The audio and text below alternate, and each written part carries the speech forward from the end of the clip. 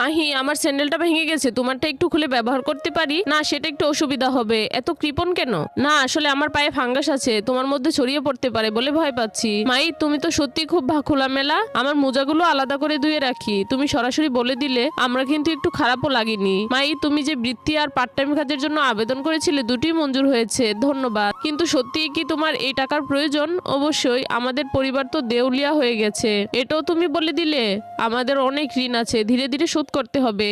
এ হচ্ছে আমার বয়ফ্রেন্ড, ও দেখতে তো খুব সুন্দর, ও তো আমাদের নতুন ধনী ছেলে, তার পরিবারের অবস্থা খুবই ভালো। তোমার কি ভয় লাগে না? তোমাদের পরিবার তো একদম সমান নয়। হ্যাঁ হ্যাঁ, আমি বলেছি আমার পরিবারও ভালো, প্রায় একই রকম। টিনা, তুমি তো খুবই সৎ, মিথ্যা কথা বলা উচিত না, না হলে সহজেই ধরা পড়ে যাবে। কেন সবাইকে তোমার মতো হতে বলছো?